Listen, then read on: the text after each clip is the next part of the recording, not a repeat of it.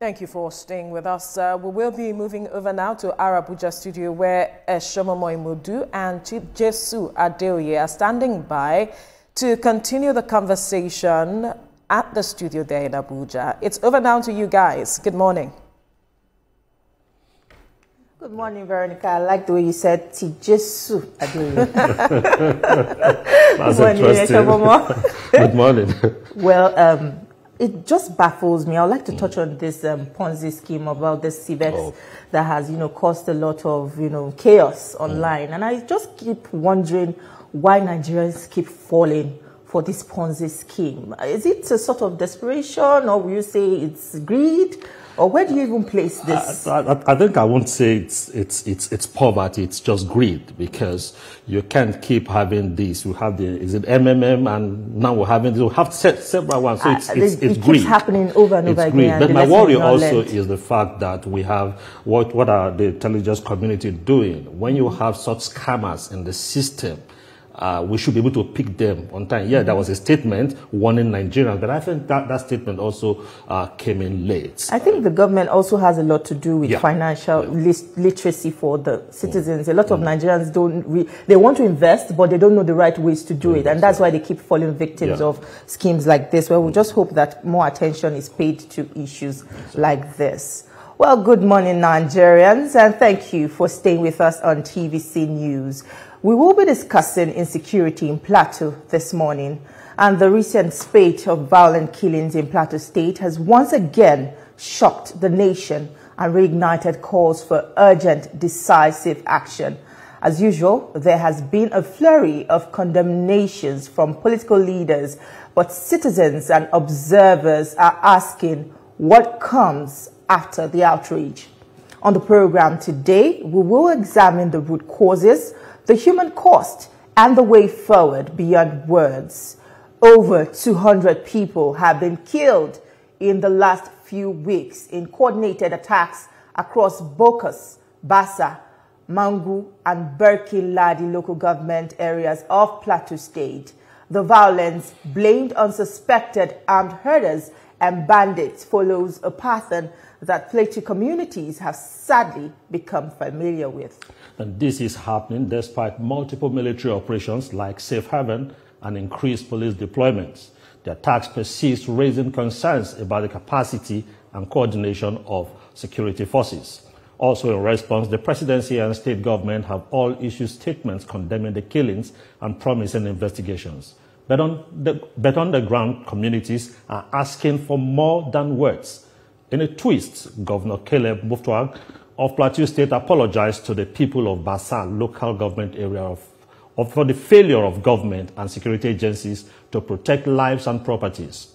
51 persons were gunned down early Monday in the Zike community of the local government area, with houses razed and many displaced. About 2 weeks after, a similar attack led to the killing of scores of persons in Bokos local government area. As the nation mounts, the time for rhetoric should be over. Nigerians are demanding a shift from condemnation to concrete action in policy, justice, and protection. Now, to help take the conversation deeper, let's draft in two gentlemen into the fray as we welcome the Speaker, Plateau State Youth Parliament, Jerry Gwom. He's here in the studio with us. Nice to have you here. Thank you very much. Welcome.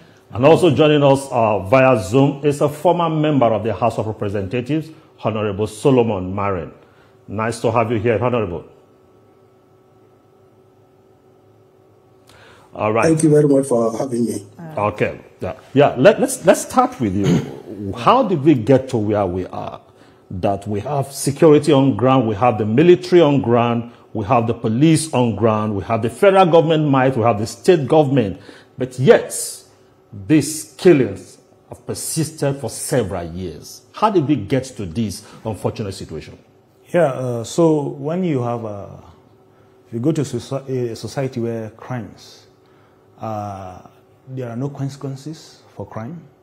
People do certain things and go scot-free. They will build confidence and they will continue to toil in that line. Over the years, you come to Plateau, after a lot of crises like this, killings, people are arrested, Before you know, they're taken to Abuja. When people who committed crimes in certain places are supposed to be prosecuted in those places, they're taken away. Before you know, either they are released, you hear different stories afterward. And I feel that this continuation of certain patterns have made these people build confidence in their act and coming thus far. But I believe that if government are taking decisive measures and immediate actions, which we're going to discuss further, I feel this is going to end. Well, the president condemned the latest attacks and asked the governor to tackle the root causes. What do you think are the underlying issues that has caused this crisis to persist? Well, from the president perspective, I think the president is being briefed by people who are not really or very well informed about the situation on the Plateau. Because there is a narrative that the federal government since 1999, during these major issues, have been trying to put in the public domain, calling it herders, farmers clashes. It's not. It is clear an agenda of certain people whom are known to take our lands and take our people out of their communities. Because after every attack, these people occupy those communities, and the government is aware of that.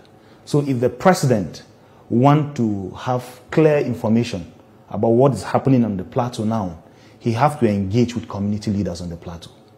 Engage with the people. He will know everything for himself. But all the narratives out there, they are not true. And we reject that narrative. Okay. Let's speak with you, Honorable Marin. Your colleague here just said that the narrative about herders, farmers is not the true narrative. Now, what would you say is truly, because until we get to know what the root cause is and stop all the guesswork, we may not be doing justice to helping the people in helping to restore peace. So what do you think is the true narrative?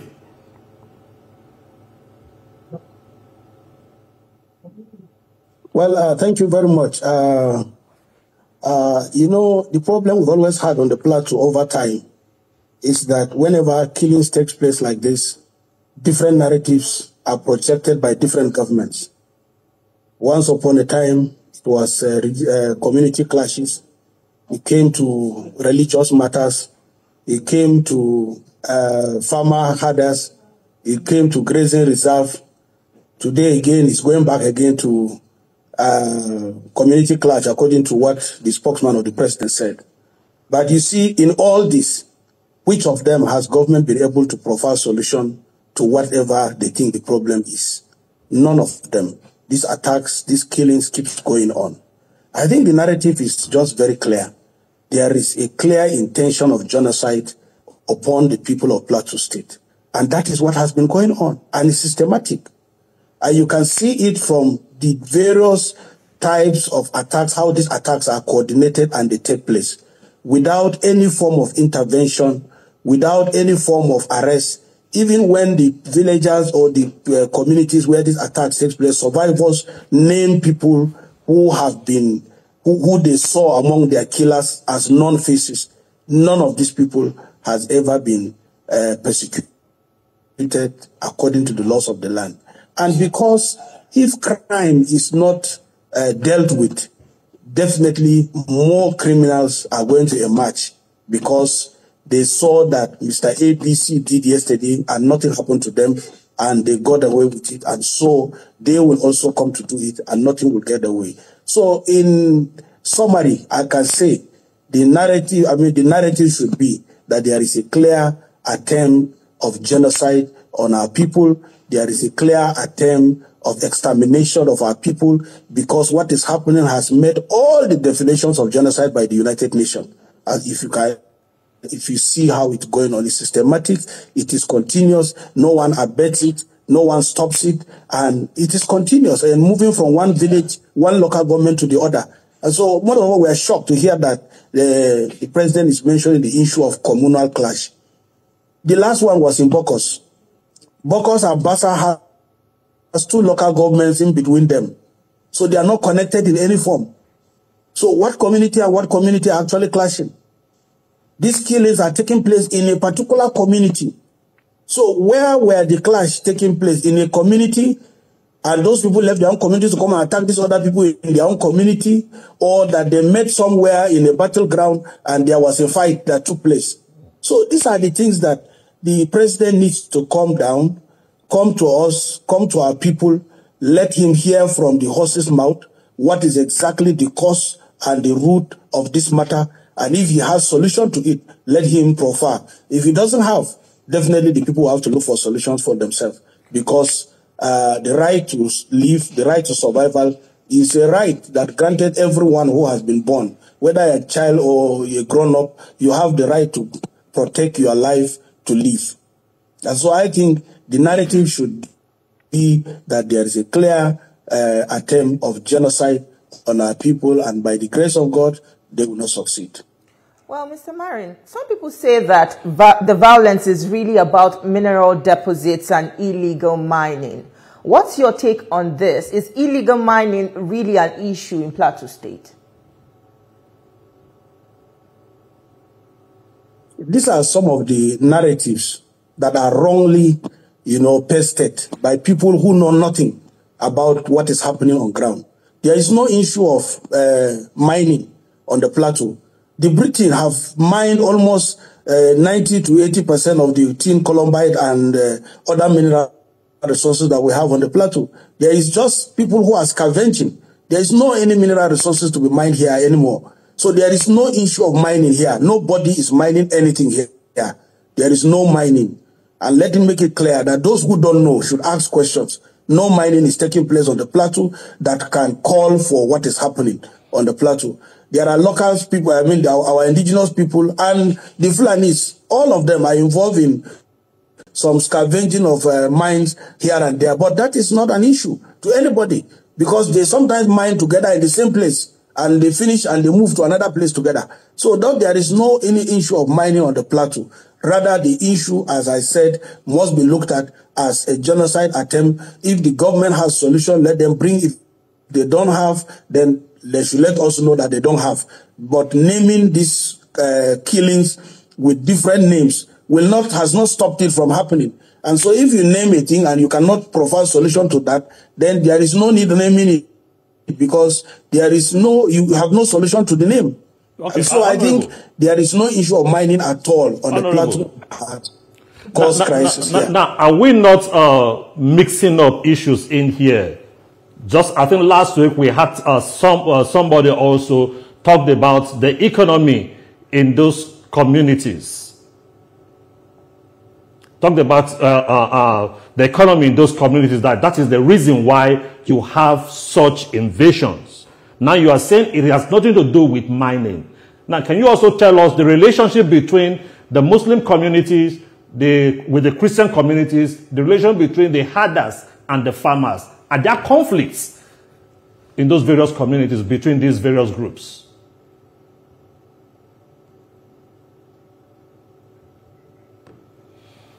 All right. We'll come back to Mr. Marin, but that will be right after this short break. Don't go anywhere. We still have more for you on the program. Stay with us. We'll be right back. Is politics. In Nigeria, almost every part of our lives is touched by the politics we play. Governance, legislative matters, the economy. Sometimes great things are worth waiting for, and for those who crave and wait, the experience is truly memorable. Introducing the new Dano evaporated milk, a creamy, tasty, nourishing way to start your day. Very creamy and delicious. Now that's worth the wait. Try Dano Full Cream and Dano Cool Cow evaporated milk and taste the Dano difference.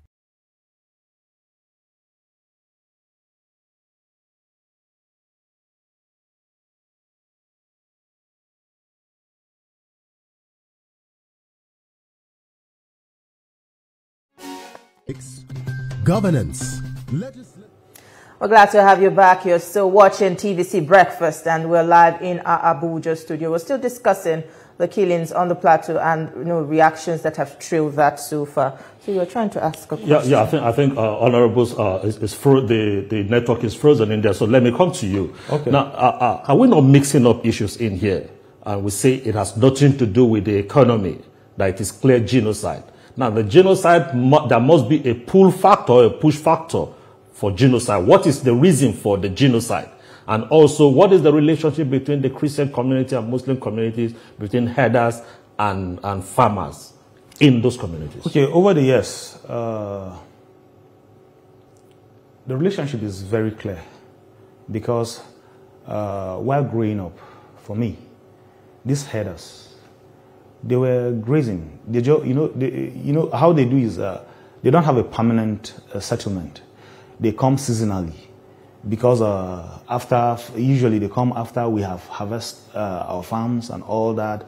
They come in with their cattle, they graze and they move on and all that. And knowing the vegetation around those areas, that's actually what has been going on. And with that, if actually herders will allow you farm after cultivation and everything, you harvest the farm, they come in, graze and move on, there has never been a clash. But when they begin to make attempt to grabbing of lands and settle in those communities, that is the driving idea of what they're doing now. Because so it's about land grabbing. It's land grabbing, clearly land grabbing, genocide. They have to kill you, they have to exterminate you to take over your land.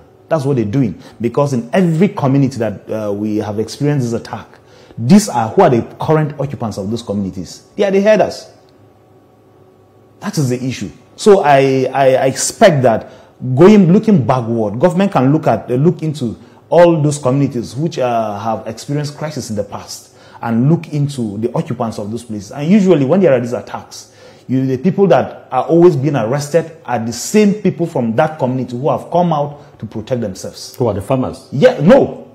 People in that same community. For example, now if you go to Bassa, if they are supposed to get people arrested now, you will see that they are arresting people of these communities that have been attacked, coming out to defend themselves against the attackers. Instead of the attackers. Instead of the attackers.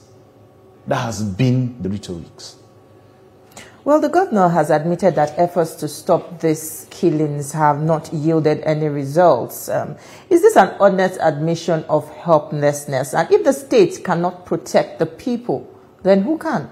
Yeah, so in this light, the governor is very clear because from my own perspective, the government is just a ceremonially in charge of security because he cannot give orders to the IG, he cannot give orders to the military. Look at Bassa local government. We have Ruguba barracks in that community, one of the biggest barracks. And right behind the barracks, all these crimes are taking place. And the governor cannot give orders. In past, you see previous governors saying in the night, while this attack is taking place, they are calling the GOC and all that, and there is no response because he has not received orders from above. So if the federal government can give in to state policing, because that's what I expect now, because than saying, okay, all the security chiefs should move to the state and all of this and all of that, that has happened in the past.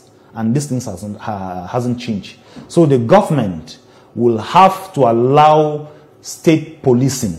Let the governor be in charge. Let the local government chairman be in charge of all their jurisdictions.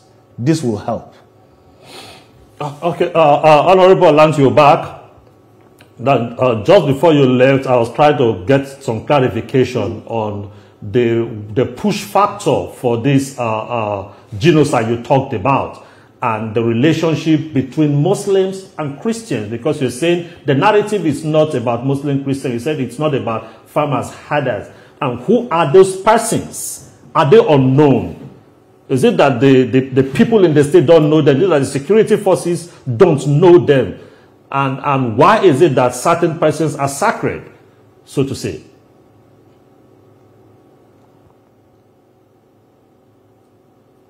Well, thank you very much. I said it earlier that why this problem will continue and is persisting is because government has not been able to address the criminals involved in this. And I also made mention of the fact that there are moments when communities that have been attacked, survivors will come out to name their attackers, yet nothing will be done. Or even when they are arrested, after 2 months, you see them back in town. And then they are also telling the same people who arrested them will tell them who told them that they were involved. And the next thing is that those people become targets of the same people who gave those information. So the justice system must be put right. The justice system must be such that it is providing justice to those whose right has been tampered with. Then we will have a peaceful Nigeria and indeed a peaceful Plateau. The relationship between Muslims and Christians in Plateau has been very cordial. It has not been an issue to anybody, and that is why you can see that even the governor recently has improved more on this type of relationship between Christians and Muslims in the state. He has made sure that he brought everybody on board to see that people move together as one Plateau. But you see what is happening in these communities is that once these people who perpetrate these crimes are not arrested and they are treated according to the laws of the land, we continue to have these issues happening. Like you mentioned the issue of economy. The issue of economy is a general thing across the country. It's not peculiar to Plateau State. The economy of the nation is down and everyone is crying here and there. So Plateau people are not exceptions to what is happening. But the issue is about their land. And this is exactly what is happening. So we are calling that the government must be able to say, we have to be safe. And where some of us also take loopholes is that times over time, politicians come during campaigns, they made mention of having solutions to some of these problems that are happening, haven't seen them over time. Yet, after taking over, you see that there is no solution, and they seem to also begin to name or give different names or connotations to what is happening to mean that it's different from what happened yesterday. They are the same thing that is happening. There is no difference. So I think what we need to do now is that, like what happened in Borno and Yobe, when the Boko Haram issue was very critical, the civilians had to team up and government supported them to form the JTF. And this JTF should be in every community. They should be in the payroll of the government. And this is the reason why the young people will leave their villages in the afternoon. And this is what happened in Hurti village in my local government, where this attack took place in the afternoon. All the young people had gone out fainting for what they are going to feed their families with. And then suddenly the old aged people and children who were home, and it was also holiday period. So these people were attacked in that village, and we had that high number of casualties. But if you have some youth in that place who are under salary, and it is their responsibility to keep watch over those communities, these communities are going to have some people will make a shout before this attack takes place, and some will run and escape. Even though those that cannot run will still be caught up with it. But at least there is something that is working to alert people that such an attack is about to take place. So I think these are areas that we need to look at very well. Government need to look at to see that there is improvement in security in these communities by establishing the civilian JTF and allowing these people to be able to be in charge of their own security themselves. Because like what you see happen in Bassa, the Barak, the 3rd Armored Division, the 3rd Armored Division in Nigeria, that's Division number 3 in Nigeria, is in Bassa, and it's just about 2 kilometers or 2.5 kilometers from where these communities were attacked. So if you look at that, so who else will be attacked? Is it people who are 100 kilometers away from these barracks that will be safe, or people who are just 2.5 kilometers away? So these are some of the problems that government needs to come up with deliberate, actions and put things on ground that will guarantee the safety of these communities, rather than the rhetorics, we are on top of the matter, while you are not on top of anything. It happened in Bokos, we are on top of the matter. 3 days after it happened in Bassa, we are on top of the matter. Which top are you? All right. So these are the problems. Yeah, we understand you. Well, Mr. Jerry, the criminal criminals involved in this case appear untouchable, and that's according to your narrative. Now, would you say, what kind of backing do they have? Would you say they are in collusion with politicians or security agencies? For me, I can't really tell. But it's just very clear that this is our experience. We do not know how this works because I believe the government have proper understanding. But we are not seeing we're not getting enough attention that we need to. It's just people who gives government the kind of information and advice they want to. But I believe for President Asiwaju, he can really make deliberate effort to engage with the people, and he will get the real picture outside all those narratives out there, because that's what a lot of people are working with. But if the president truly wants to solve the situation, come to Plateau, engage with these communities, and you will see. And even the security details, you look backward, who are the occupants of these communities? What effort has ever been made to rebuild these communities? Houses raised down. Where are the occupants of those places? They have been displaced. Because the attackers are occupying their communities, they cannot even go back. So now, first of all, in Bassa, Bokos, Mangu, these are just recent attacks now. Those houses burned and those people displaced. What effort are they making to rebuild those communities or those houses? We need something. We need a plan to work with. We need a plan to work with. Now, when you talk about the plan to work with, that should be the responsibility of the state government, because there's a state government. Now, the other issue is that you said, he was talking about the civilian joint task force. The governor gets security votes. What does he use the security votes for? Do you need to wait for a formal creation of civilian joint task force in Plateau State? Can't you use the security votes to mobilize communities, not for the purpose of attacking, but for the purpose of defending themselves?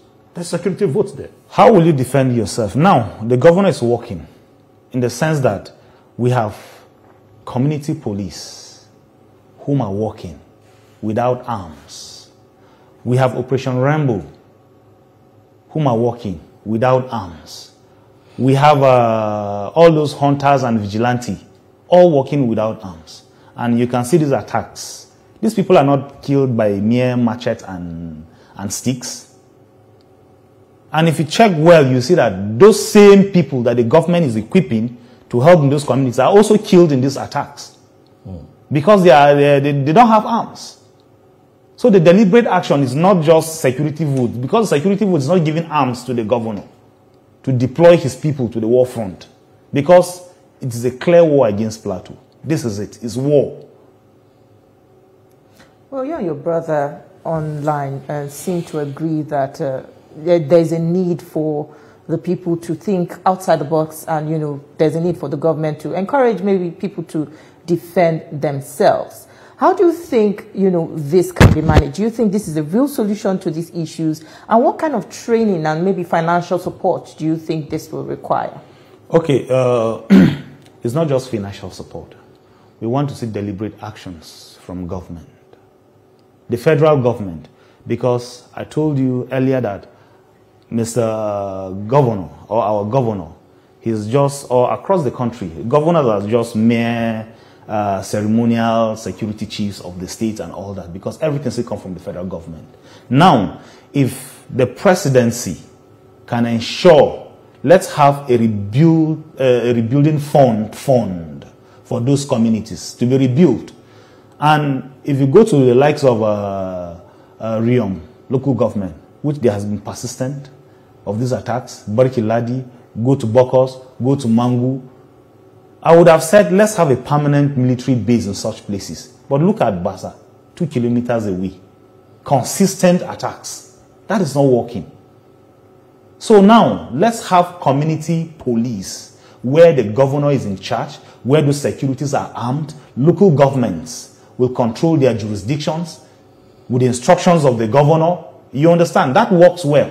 That can help, because we can now have armed security agencies whom can be checked, who can be monitored, whom we know, whom the government knows, so that arms should not go into the hands of unknown people, people that are unaccountable.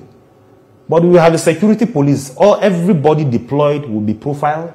They know them, because before you be employed, you'll be recruited. So the government can train you and give you all the ethics that you need. And this also can be monitored. I feel is a way forward. Okay. Honorable, security policing, the way forward. But that is going to be a long-time project. But we want an immediate, what could be the immediate solution to this? I talked about the security votes. He has his own view about the security votes. Now, how do you think the governor can go out to start managing this issue, and especially rebuilding the various communities?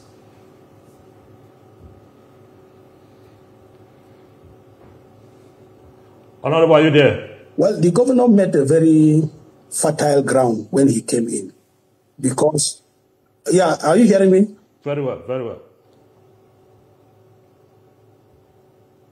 Go ahead. Go ahead. Honorable, we can hear you. We seem to have lost connection there. But I would like to ask you, there are some communities in Plateau that have not experienced this kind of attacks. Why does it seem that some of the communities are more targeted? Why is it that they appear vulnerable? What's the topography of those areas? Like which communities you feel they are not attacked or been part of these attacks on the Plateau? I think almost everywhere in Plateau have this experience. Okay, please, just hold your thoughts. Let's go back to Honorable. You're there with us? Yeah, go ahead. You see, like I said, the governor made a very fertile ground in place, because Operation Rainbow had already been established by the former Governor Jang. And this Operation Rainbow includes the police, the State Department, and then, of course, civilians from these communities. And this Operation Rainbow, most of the civilians who have been volunteering, many of them have been unpaid for many years. And so I think if we begin to commit them, we begin to give them some pay to say, okay, you are doing this for us. We are also giving you this to support what you are doing. I think they are going to increase the momentum in which they are working, and this may also improve the security on the Plateau. Because if you are talking of state police is a very long time thing. You have to undergo constitutional amendment, which you are not sure whether other states will accept. And once you cannot get up to about 2/3 majority of the states in Nigeria, which is about 24 out of the 36, it means that it has failed. And so that cannot go. So these are things that we must look at, the immediate responses that we can do. What can we do immediately to get this issue solved? And like I said, the Operation Rainbow, if revitalized, will be of great help. Let us make sure that they are in every community, and we are ready to spend this money rather than building roads that people cannot, there's nobody to ply on them. Let us use the money to secure the people. Once the people are secured, there will be roads in the future. Because we cannot continue to say we are building hospital, we are building road, we are building this, and the people who are supposed to enjoy these facilities are killed daily. And so at the end of the day, you have built roads for who? Nobody. So let us use whatever, not just security vote. Whatever vote is available for government to use, let us use. But I think by and large, what Plateau people need now is the political will from the president. The fact that you blame the governor in some areas, the box lies in the table of Mr. President. He is the commander-in-chief. All the security forces that the governor is supporting on the ground takes their command from him directly, not from the governor. So I think the box lies on the table of the president to find out exactly what these causes are and probably give solutions to the best of his knowledge and ability on what can be done to stem these issues. But by and large, I think the revitalization of Operation Rainbow and even the Hunters Association, let us put them in the payroll and begin to work with them. Why can't we give them arms if they will need those arms and they will be used for protection of themselves. We can give them these arms under the control of the police and the state security service. Since they are part of Operation Rainbow, they will put them together. They can train them. Who are the police? There are civilians also who were trained, like those ones who are picked from these communities. So anybody can be trained and become a police tomorrow. Anybody can be trained and become a DSS tomorrow. So let them be trained under them. Let them have control over them. Let them take commands from them. Let them live in these communities and let them provide solutions to all the crimes that are taking place around and within these communities. This is going to go a long way in bringing solution to what we are in at the moment. All right. Well, I was asking you earlier that some of these communities in Plateau seem to be soft targets to other communities, which you seem to disagree with. But there's a word that, you know, some of these communities actually receive intelligence before these attacks happen, but they are unable, you know, to forestall what's happening. Where do you think there is a missing link? Why do you think this is the issue? Why does it play out this way?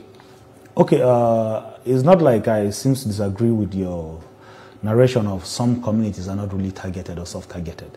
The thing is that how it started is from one community to the other.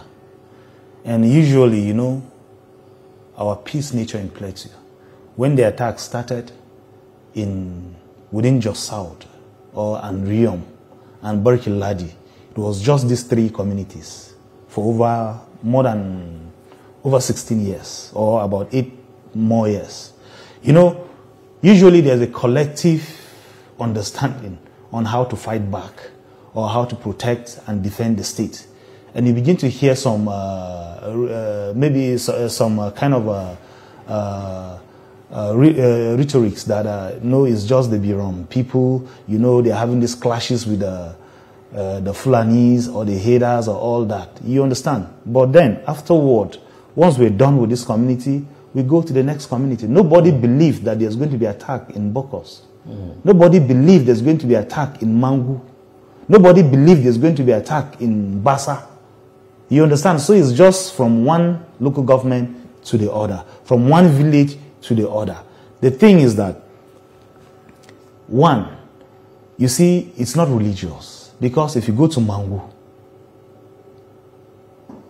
Muslims, Christians from the same family. All right. Go to Bassa, go to Jos South, go to Riom. You understand? We have relations whom are Muslims. But then, these are external forces with a known agenda to take our land. It's a fine place to leave it. We must thank you so much for your time with us on the program this morning. It was a delight speaking with you. Thank you so much. And Mr. Marin, it was also a pleasure speaking with you this morning. Thank you for your thoughts with us on the program this morning, for sharing your thoughts. Thank you. Well, clearly, the issue in Plateau State is deep-rooted and complex, but it is conversations like this that help us, you know, understand the situation better and possibly see a road to a solution. Well, we hope that, you know, collaborative effort with government and, you know, the local communities, peace and, you know, serenity is restored to Plateau. Well, that's our offering from here in Abuja. We'll be handing you over to our Lagos studio where Veronica and the rest of the crew are standing by to continue with the rest of the